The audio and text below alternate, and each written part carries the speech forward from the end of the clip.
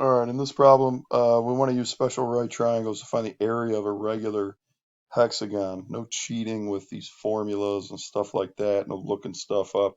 We want to use our brains here and use what we know about special right triangles.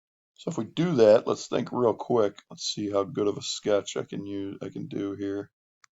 Pretty solid. Here's a regular hexagon. And what I want to do is in this regular hexagon, in one of the previous problems you saw, if we take one of these pieces, one of the six triangles that are constructed by drawing these, what we call radii actually, um, we get an equilateral triangle. So if I'm going to kind of take this out of here, and I've got a 60, 60, 90, or I'm sorry, 60, 60, 60 triangle, and we drop in altitude real quick.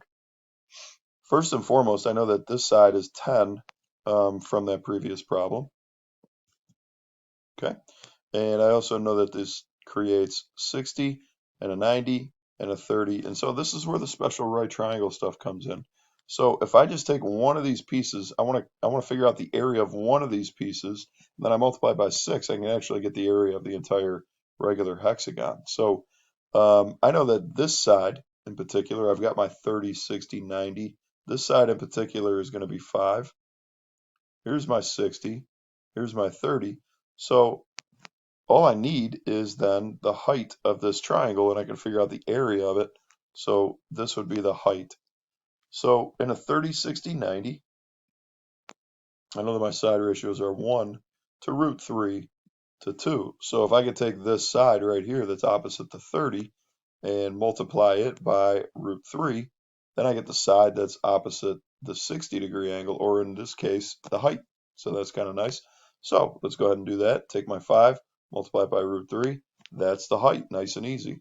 So I've now got the height of one of these triangles. I've got the entire base of one of these triangles.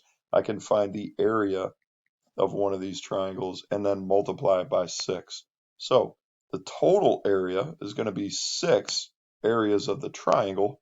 The area of the triangle is 1/2. The base is 10. The height is 5 root 3. We just figured out. That comes from right there. So the area of my entire thing, 6 times 1/2 is 3. 3 times 10 is 30. 30 times 5 root 3 is going to be 150 root 3, and we're done. There's the area of my regular hexagon.